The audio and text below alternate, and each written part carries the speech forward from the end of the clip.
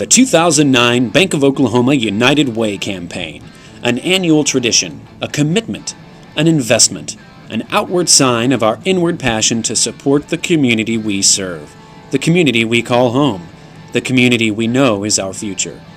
It's also an opportunity to watch a few fellow employees stand up and say, "I want to make a complete fool of myself." That's right, at this year's thank you party, we bring you a special treat, a performance by your peers, backed by popular demand, and fueled by feelings of pretty serious inadequacy. We bring you a competition that you will never forget, but might want to. A battle of the bands. We'll call the event Let's Rock. That's right, hidden inside this multi-billion-dollar regional bank holding company are a bunch of bankers. But that's not all.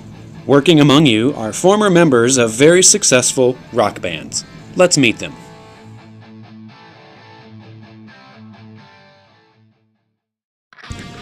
Our first band was known as Rebels, visionaries, fashion mavens. Their style was electric, searing guitar riffs, bone-cracking drum beats, lung-splitting vocals. Ladies and gentlemen, Vinnie and the Revolution.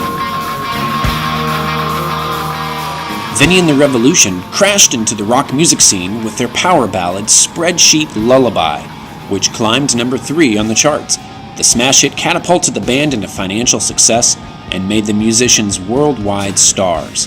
Frontman Brad Vincent quickly gained a reputation for being a heartthrob.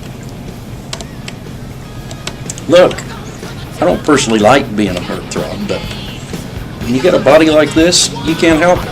I mean, I am a businessman after all. I always have been. The band members enjoyed a life of excess, throwing outrageous parties, destroying hotel rooms, and making lavish purchases with credit. A strategy they later would try to hide from co-workers at the bank. The band peaked in popularity when they went on tour with their hit album Freak Like Me in the summer of 1979. I don't remember that. You don't remember the 79 tour? No, I don't remember 1979. I thought these questions were supposed to be easy. I'm done with this. Although Vinnie and the Revolution's success began to slow, they let the good times roll even faster. Their non-stop feast on the good life left band member Tally Ferguson in a perpetual state of delusion. Want to see something crazy?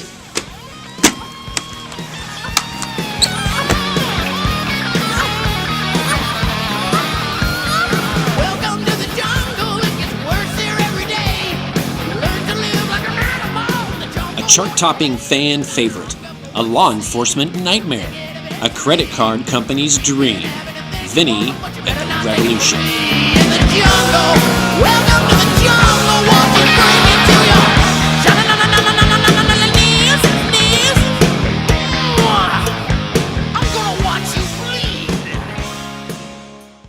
Our second band is half adrenaline, half political activist.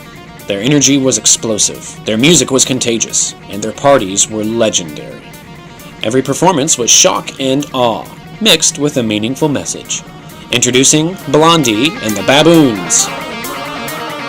They were a band on a mission. It was the late 1960s. The world had just avoided the Cuban Missile Crisis and World War III. The war in Vietnam claimed more casualties every day, and the Cold War with Russia was still fresh on people's minds.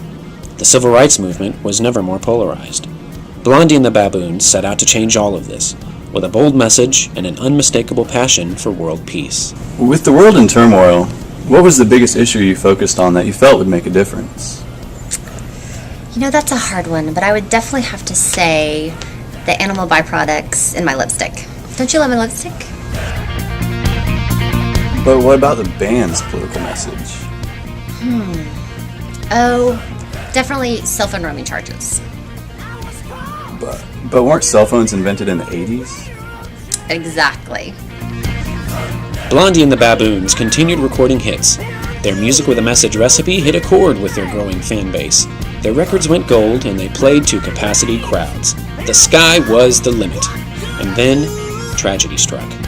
They planned a tour to promote their album, Trees Are People Too. The band imported real Amazon rainforest trees for their set and planned an elaborate reenactment of clear-cutting to oppose deforestation. Band member Ricky Furlow was set to dress up like a logger and was about to take a chainsaw to a tree in front of the audience when the band noticed a real-life baboon was still in one of the trees. Defending his territory, the monkey attacked. Sadly, Ricky didn't make it. The member of Blondie and the Baboons was taken down ultimately, and ironically, by a monkey of the same name. The band was crushed. Well, it was obviously a difficult time. I know it's probably hard for you guys to understand exactly, where I'm coming from because you haven't. Oh, sorry, man. So, bottom line is, it was a really important person to me, and so I wanted to be able to express to you how difficult it was to get through that, and obviously it's something that affects me to this day. So, I was a rock star. I mean, I played in front of huge crowds. And all of a sudden to have you disrespect me like that is really kind of frustrating. So if you could just kind of back off, I'd really appreciate it. To have this accident not only disrupt my income, look, I can't deal with this guy. I mean, bottom line is, if you can't operate the microphone, just go ahead and just kind of step back. I mean, let me hold the microphone. Let me hold it. This is, I mean. After the accident, Brad slipped into a deep depression and locked himself into his house. The band soon fell apart. But that didn't stop Kyle Hazelrig from moving on with his music. He poured himself into his work, launching a solo career, booking sold-out shows, and attracting a totally new fan base.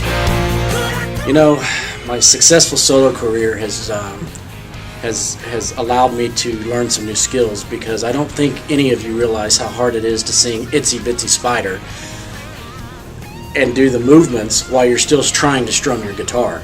Those are things that I think are going to help a lot on this tour, and I'm excited about sharing that with my fellow bandmates. A band with a message, for adults and toddlers.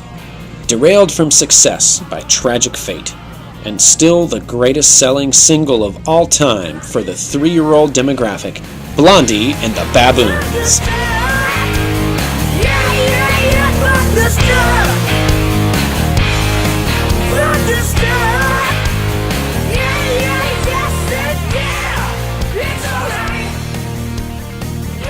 Two bands, one night, zero talent. Let's rock!